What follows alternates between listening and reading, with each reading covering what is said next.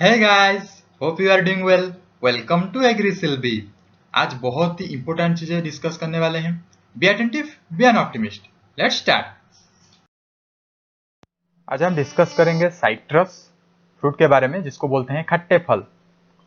बहुत सारे नाम हैं, आप सिर्फ जिनस याद रखिए. Citrus family Rutaceae, bael family से बिलोंग करता है. Bael Aegle मार्मेलस.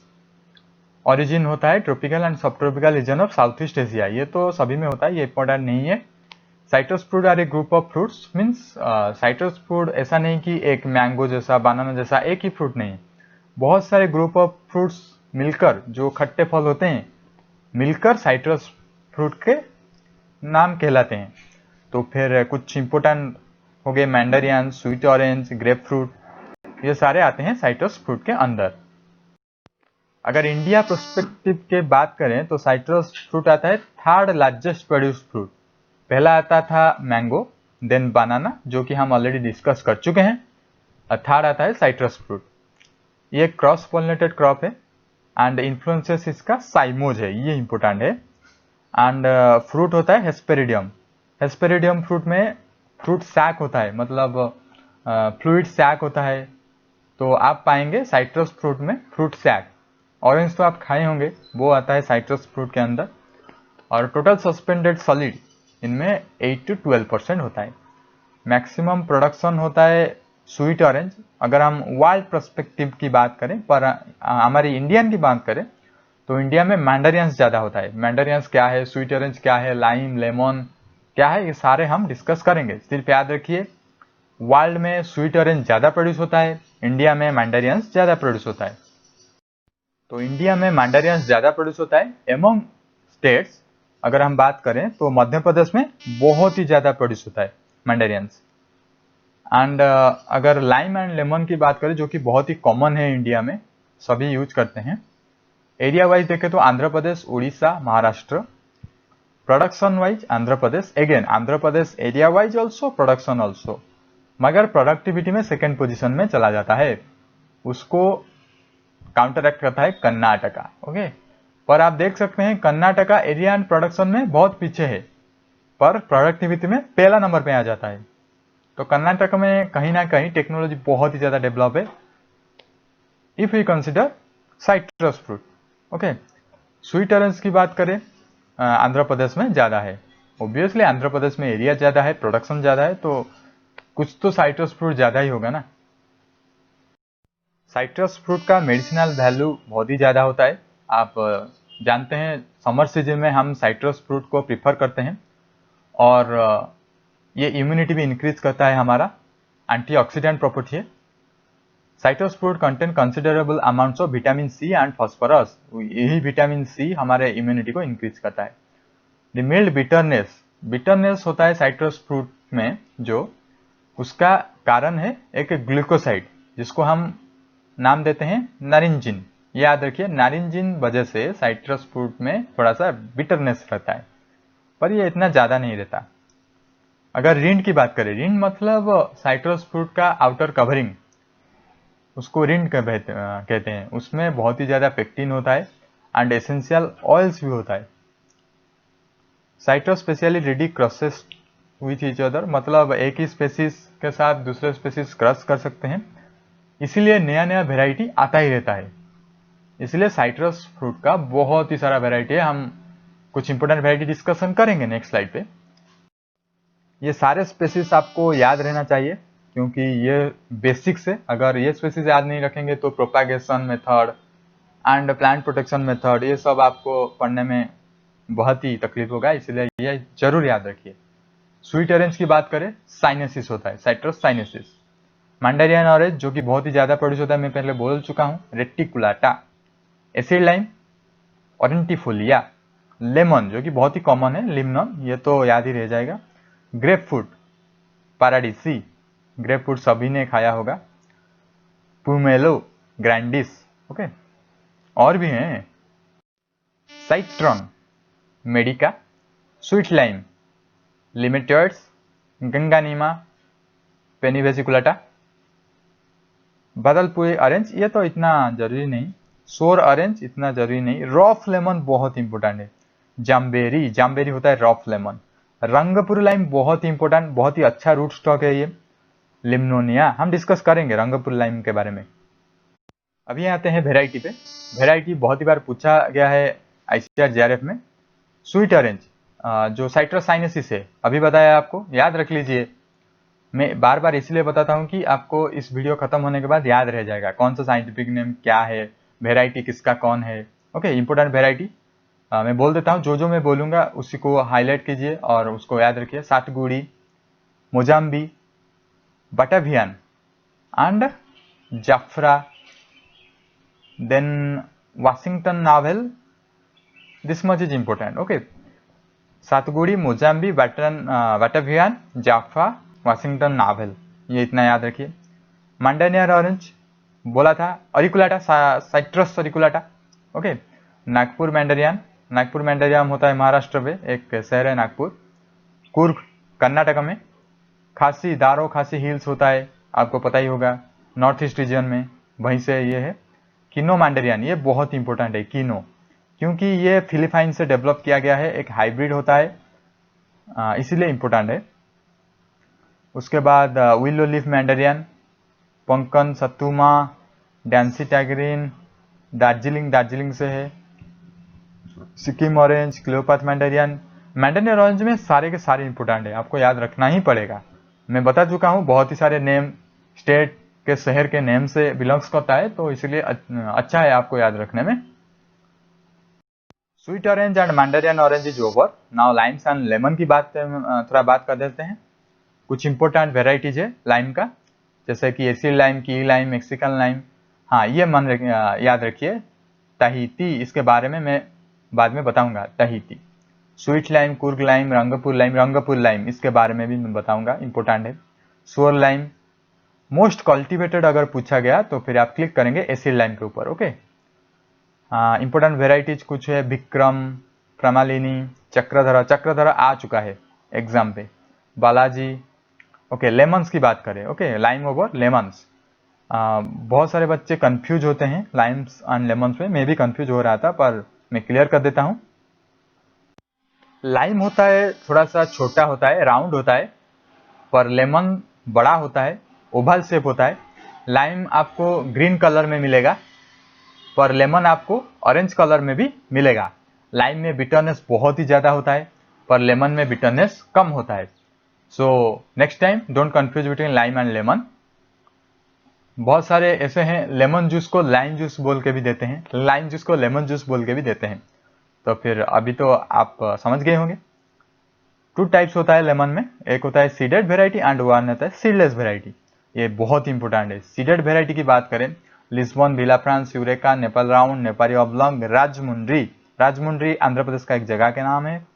Okay, seedless variety Malta, Lucknow, Italian, Italian seedless variety बहुत ही फेमस है वर्ल्ड में, हर तरफ प्रायोरिटाइज किया जाता है। कुछ इंपॉर्टेंट पॉइंट जो कि एग्जामिनर चॉइस है, इसीलिए मैं इसको आपको बताना सही समझा। Chakradhar variety, seedless variety of acid lime. Okay, selection 49 जो कि रेजिस्टेंस है कैंकर से, लीफ माइनर से, ट्रिस्टिजा एक बहुत ही डेंजरस डिजीज होता है, मैं इसके बारे में बताऊंगा प्लांट प्रोटेक्शन में। And it is a prophylactic breeder also. Prophylactic breeder मतलब इसका ब्रीडिंग कैपेसिटी बहुत ही ज्यादा है, मतलब बहुत ही सारे फ्रूट देता है, बहुत ही सारे ऑफस्प्रिंग देता है। सिलेक्शन 49। देन पीकेएम की बात करें, ये हेवी हिल्डर है, पीकेएम 1। ताहिती लाइम मैंने बताया था, इसके बारे में डिस्कस करूंगा। ये एक थ्रोनलेस ट्रिप्लॉइड फ्रूट वेराइटी है, बहुत इंपॉर्टेंट है, थ्रोनलेस। आप जनरली साइट्रस के पेड़ पे आपको मिलेगा थ्रोन्स, पर ताहिती लाइम में आपको थ्रोन नहीं मिलेगा। मीठा चिकना, थिन रिंड होता है इसका, थिन रिंड तो बहुत ही अच्छा होता है, हमें तो फ्लेसी चाहिए, रिंड का क्या करें हम। पर रिंड में बहुत ही पेक्टिन होता है एंड एसेंशियल ऑयल्स होता है। जो लोग का importance on essential oils, then they should go for Mithotra, thick rind होता है। ग्रेप फ्रूट, ग्रेप फ्रूट होता है साइट्रस पैराडिसी, साइट्रस ग्रैंडिस, मैं आपको बताया था, याद रख लीजिए, साइंटिफिक नेम ऑल्सो। एंड ये एक मोनो एम्ब्रियोनिक स्पेसिस है, और बाकी सारे आप जो पढ़े वो पॉली एम्ब्रियोनिक है। Propagated through air layering. Okay, important चीज, एयर लेयरिंग के थ्रू ग्रेप फ्रूट प्रोपेगेट करता है वेराइटी। दो तरह के होता है, white flesh variety, red flesh variety. White flesh में डंकन, मार्स, वाल्टर आता है। रेड फ्लेश में Hudson, Foster, Star Ruby, Ruby Red, Thompson. Thompson seedless variety बहुत इंपॉर्टेंट है ग्रेप्स का, बहुत सारे एरिया में प्रैक्टिस होता है, not only India but also in world. Climate में बारे में थोड़ा सा जान लेते हैं। हालांकि ये सभी जगहों पे सारे के सारे एरिया में प्रैक्टिस होता है, पर still soil temperature 25 degree Celsius, जैसे कि हमने पढ़ा था मैंगो में, around this much, and low rainfall area, oh my god, पर in case of banana high rainfall area, पर यहाँ पे low rainfall area 75 centimetre to 250 centimetre. मैं आपको बीच बीच में बनाना मैंगो का एग्जाम्पल दे रहा हूँ क्योंकि आप कंपैरिजन में इजीली याद रख सकेंगे, नहीं तो सिर्फ मैं पढ़ाते चलूंगा आपका कुछ याद नहीं रहेगा, क्या फायदा। ओके, इसलिए मैं मैंगो के बारे में, बनाना के बारे में जो भी कंपैरिजन हो सकता है मैं उसे बोल दूंगा। यहाँ पे लो रेनफॉल, पर बनाना से हाई रेनफॉल एरिया में होता है। ओके, दार्जिलिंग मांडरियन, जैसे कि आपको पता ही होगा दार्जिलिंग में बहुत ही कोल्ड है, जिसको Khasi orange type grows on altitude up to 2000 metre, बहुत ही हाइट में ग्रो किया जा सकता है। It is adapted to cooler climate, मतलब दार्जिलिंग मांडरियन अडॉप्ट हो गया है कूलर क्लाइमेट में, बहुत ही हाई अल्टीट्यूड पे। पर बनाना मैंगो ऐसा नहीं होता है, वो 1000 टू 900 इतना मीटर के अल्टीट्यूड में ही हो सकता है। ओके, अगर सॉइल पीएच की बात करें 4 टू 9 रेंज में हो सकता है, पर आइडियल कंडीशन होता है 5.5 टू 7.5, ये आईबीपीएस एफओ में आया था, 5.5 to 7.5। Propagation different different fruit का डिफरेंट डिफरेंट प्रोपेगेशन होता है, मतलब जैसे मैंडेरियन का अलग है, ग्रेप फ्रूट का एयर लेयरिंग है, इसी तरह। पर हम कुछ इंपॉर्टेंट देखेंगे।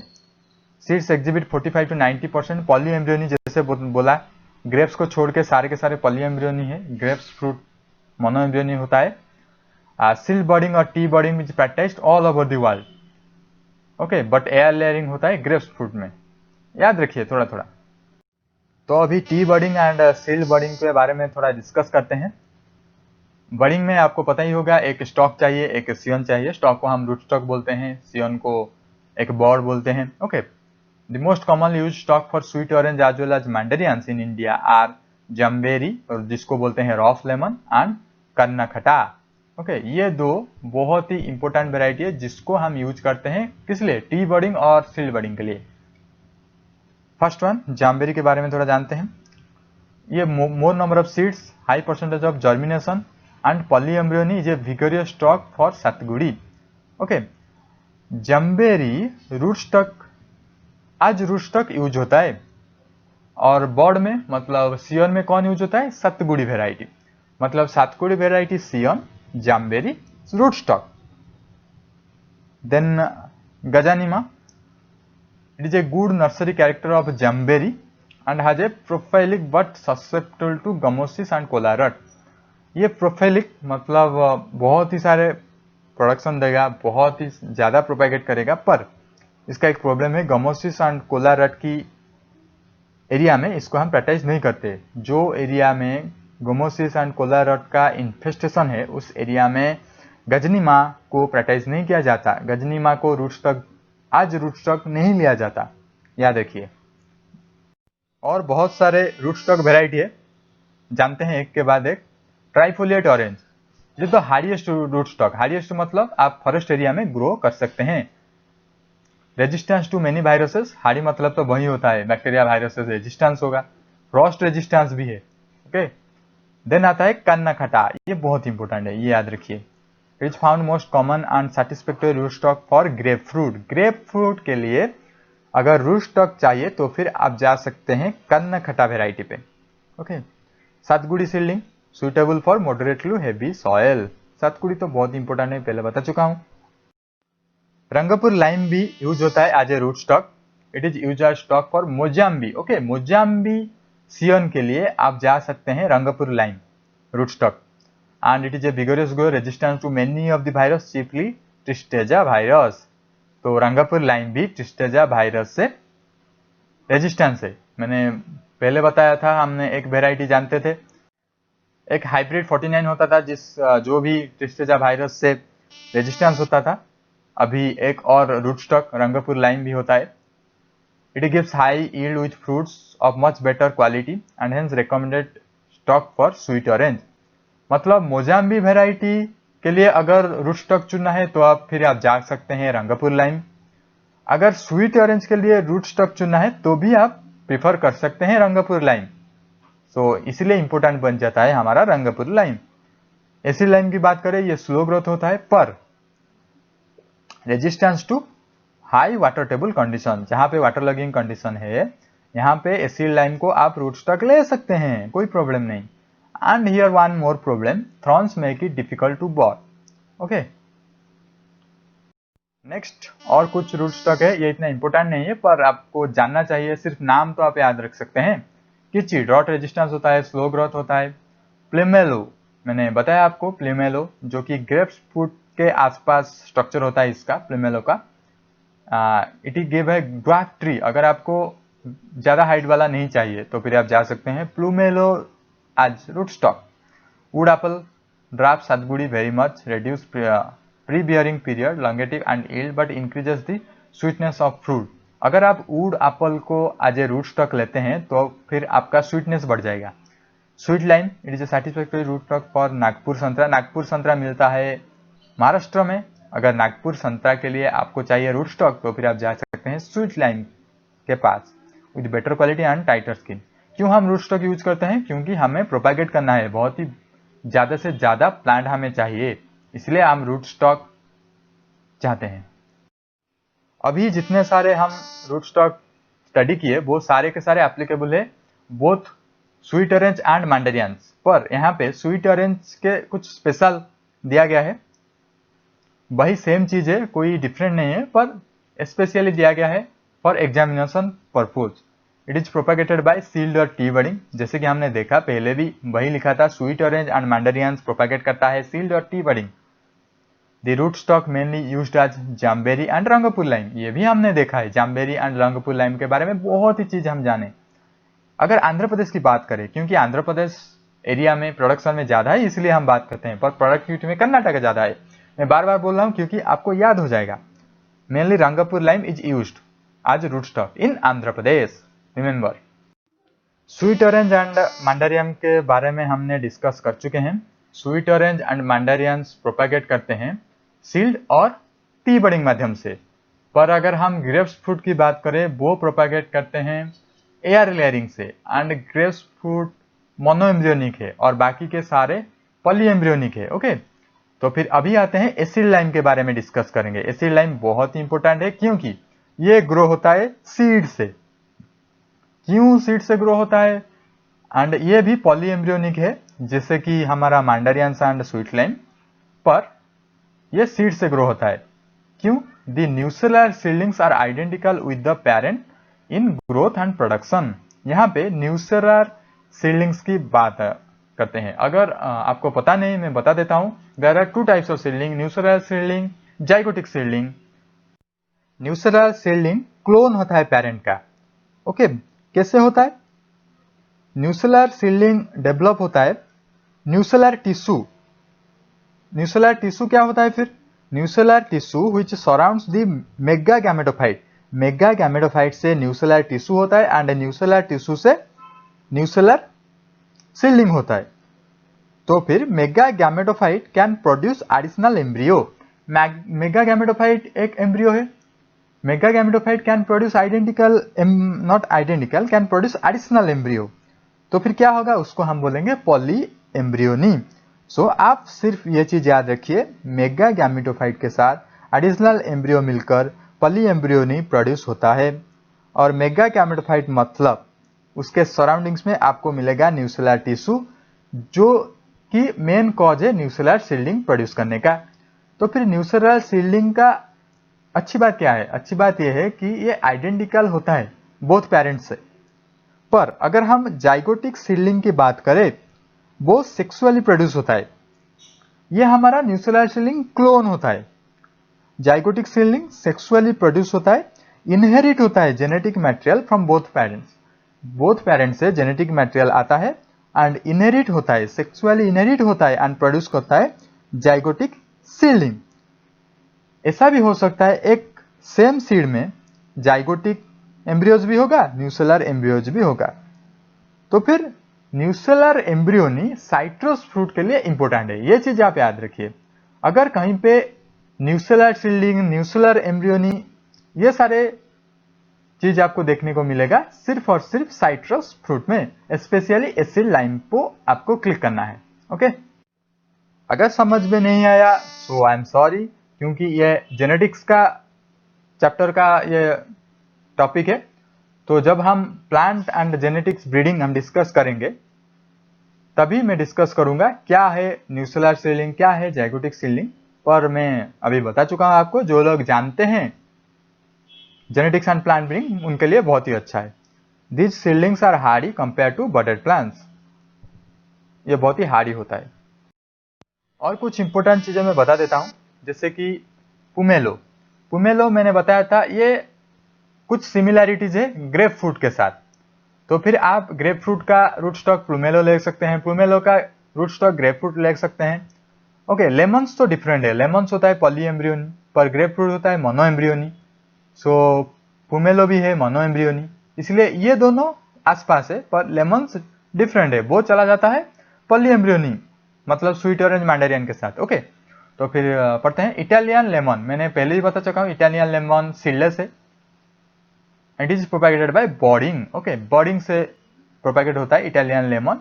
पर ग्रेप फ्रूट की बात करें वो भी होता है, पर ज्यादा से ज्यादा एयर लेयरिंग से होता है, ये चीज आप याद रखिए।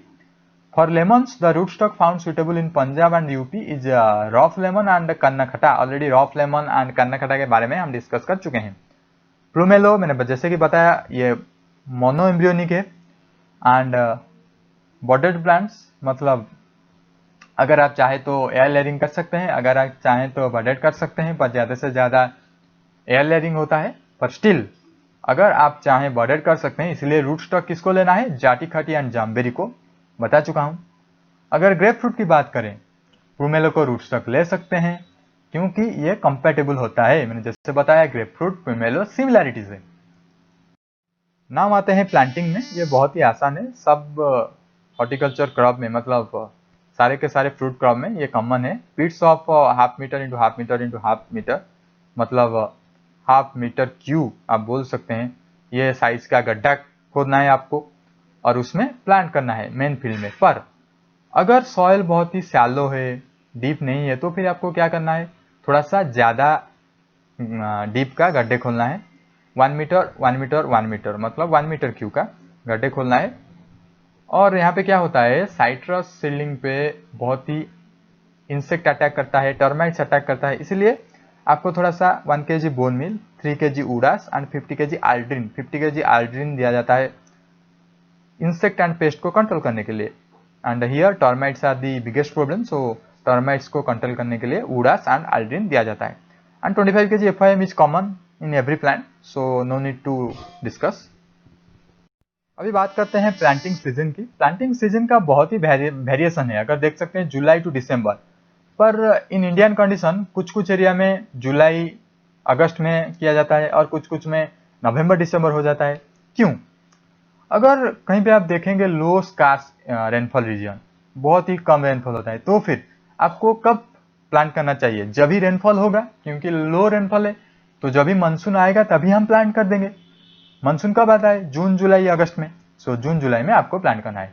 अगर कुछ ऐसा स्टेट है जैसे कि सदर्न स्टेट हो गया, बहुत ही ज्यादा रेनफॉल होता है, high rainfall means more than 1000 millimetre, तो फिर अगर आप जून जुलाई में प्लांट करेंगे पूरी तरह फ्लड हो जाएगा, इसीलिए आपको रेन का थमने का वेट करना चाहिए। ओके, अक्टूबर दिसंबर में आप प्लांट कर सकते हैं जो रीजन में हाई रेनफॉल होता है।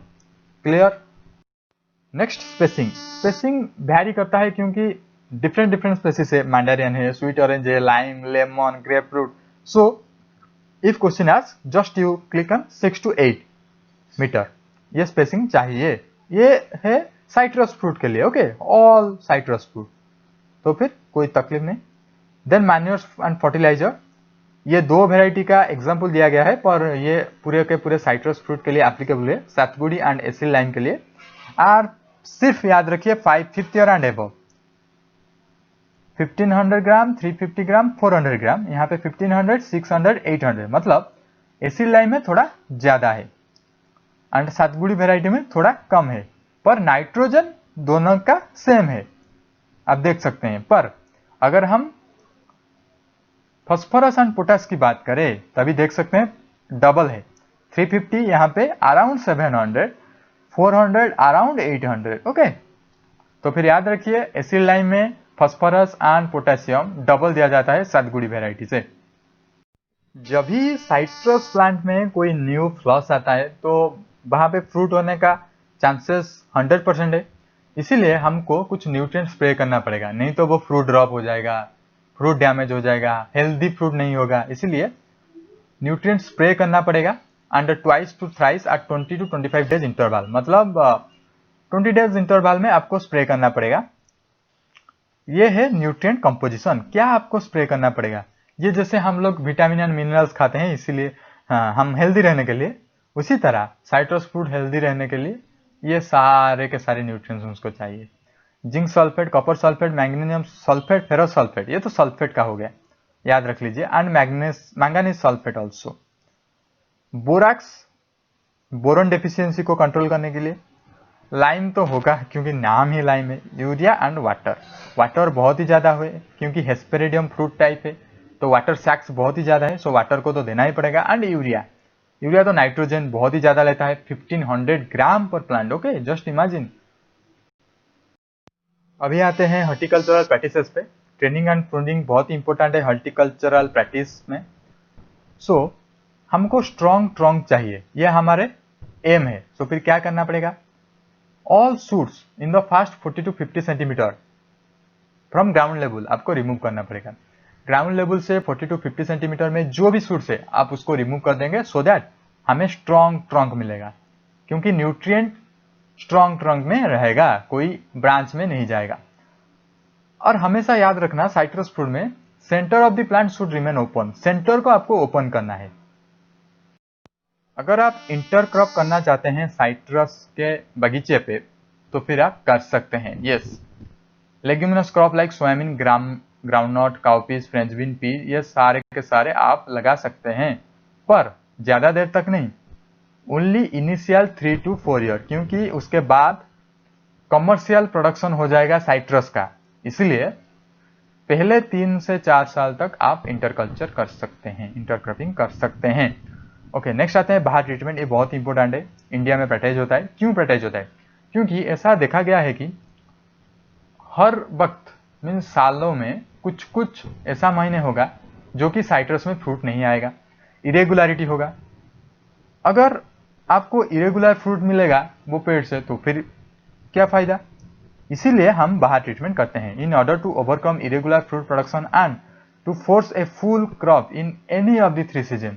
मतलब 3 सीजन होता है प्रोडक्शन का, 3 सीजन में हमें फल चाहिए, साइट्रस फ्रूट चाहिए, तो फिर हमें बाहर ट्रीटमेंट करना पड़ेगा। बाहर treatment is practice in citrus orchards में होता है। कैसे होता है, क्या होता है, नेक्स्ट स्लाइड में डिस्कस करेंगे। पहले जानते हैं साइट्रस ट्री ब्लूम कब करता है। मैंने जब भी आपको बताया साल में 3 बार ही प्रोडक्शन देता है, तो फिर ऑब्वियसली 3 बार ही ब्लूम किया होगा। पहला जनवरी टू फरवरी, जिसे बोलते हैं हमारे लैंग्वेज में अम्बे बहार, अंगम। जून, ओके, जो आप बोल सकते हैं समर की एंड पे, ये विंटर की एंड पे, और अक्टूबर ये रेनी के एंड पे। जून को जैसे बोलते हैं मृग बहार और रागाम। अक्टूबर में जिसे बोलते हैं हस्त बहार, गरागाम। तो फिर लेट्स टेक ए एग्जांपल। अगर हमें अंबर बहार में फ्रूट नहीं मिलता है, मतलब ब्लूम नहीं होता है, जनवरी फरवरी में ब्लूम नहीं होता है, तो फिर हमें ट्रीटमेंट करना चाहिए नवंबर और दिसंबर में।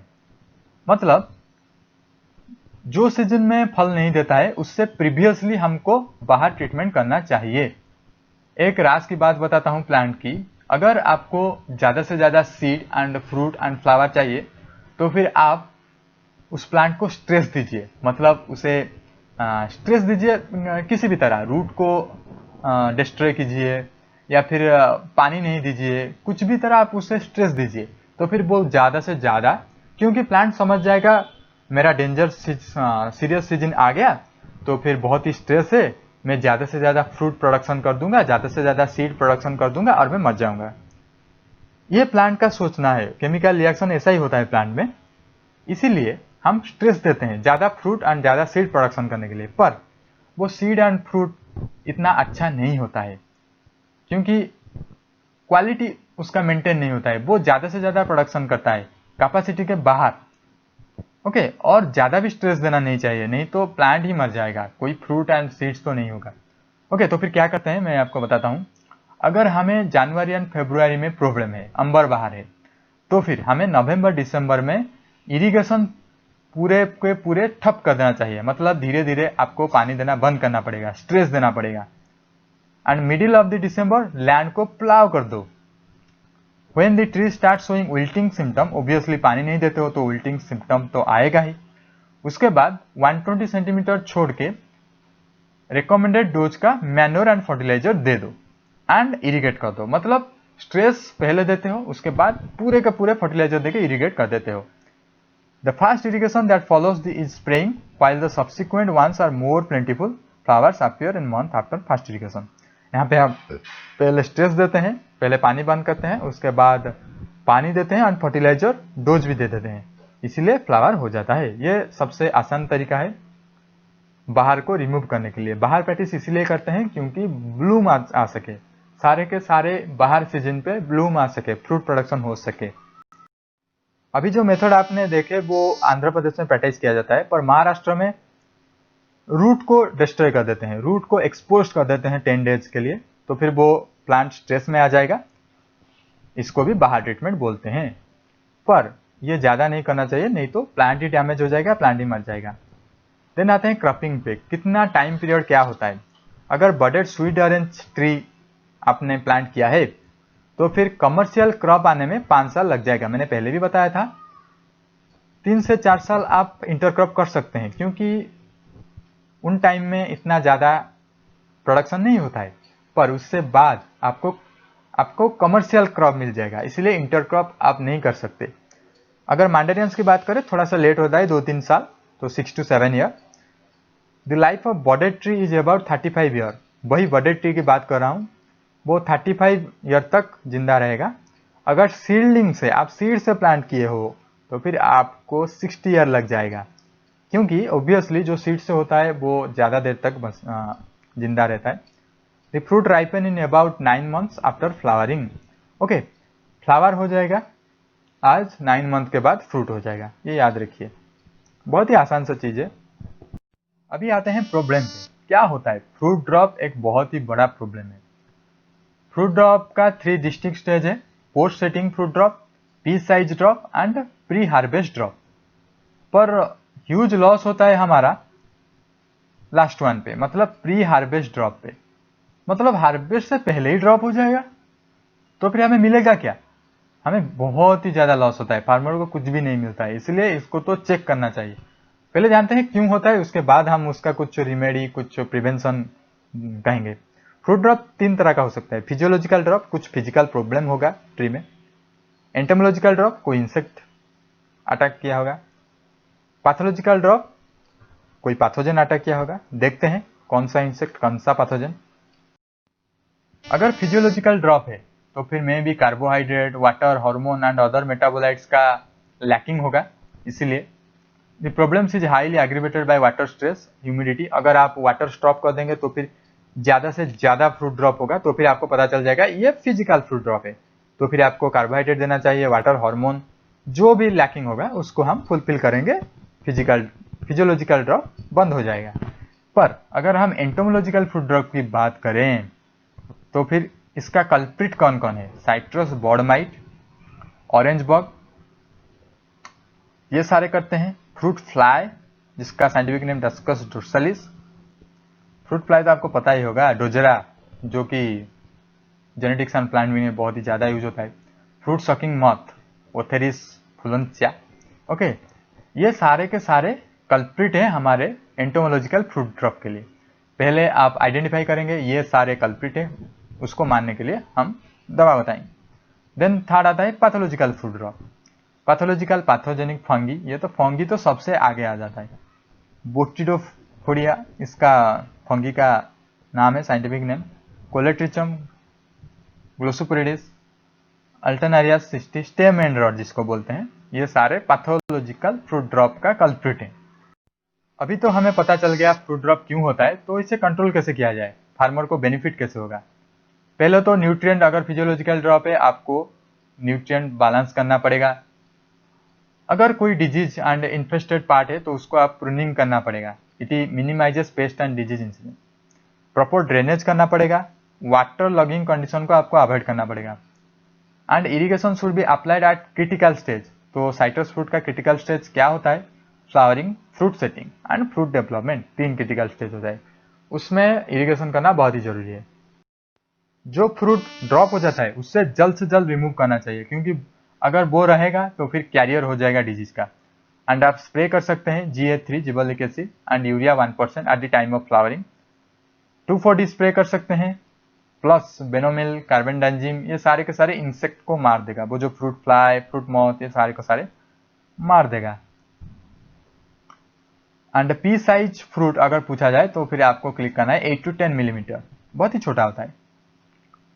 Spray GA3 10 ppm potassium nitrate 2 month after fruit setting. Okay, after मतलब फ्रूट सेट के होने के बाद हम इसको स्प्रे करेंगे, जैसे 2,4-D हो गया और पोटेशियम नाइट्रेट हो गया, पर GA3 को आप फ्लावरिंग के स्टेज में ही स्प्रे कर सकते हैं, ये याद रखिए।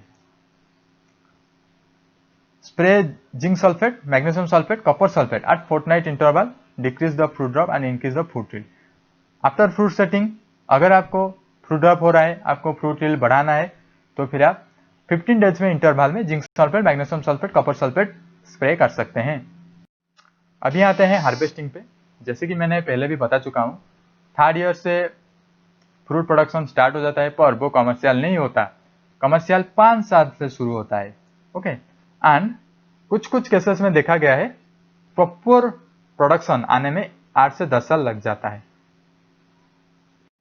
फ्रूट को कब हार्वेस्ट करना है, मैच्योर इंडिसेस क्या है, ये अगर नहीं पता होगा तो फिर आप हार्वेस्ट कैसे करोगे, ये डिपेंड करता है colour, juicy content, level of soluble solid, sugar, solid to acid ratio, ये सारे के सारे डिपेंड करता है फ्रूट अच्छे से पका है कि नहीं, मार्केट डिमांड को ये फुलफिल कर पाएगा क्या नहीं।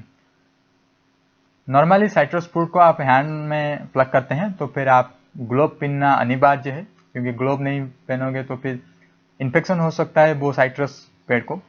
Fruit is the best harvested after 8 in the morning, इसके बाद when dew has dried up। Okay, जब ड्यू ड्राई हो जाएगा उसके बाद आपको हार्वेस्ट करना चाहिए। ये मैं बता रहा हूँ कोल्ड टेम्परेचर, जिसमें मतलब high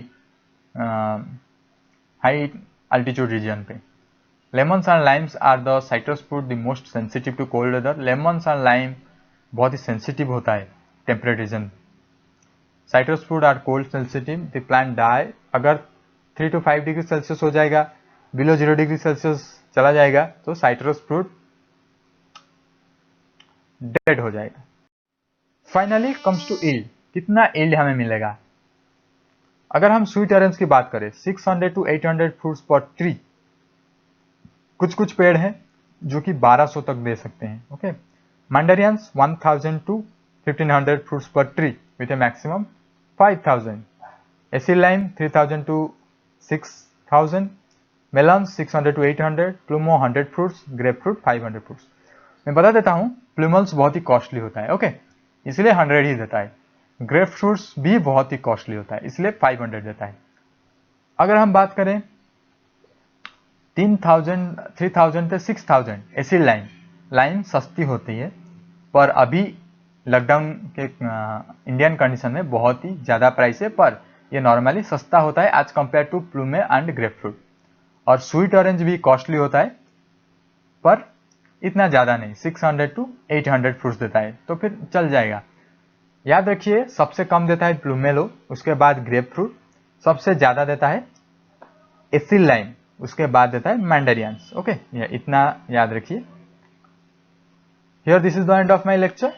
If you have any doubt, go for comment section, comment me. I'll definitely answer you.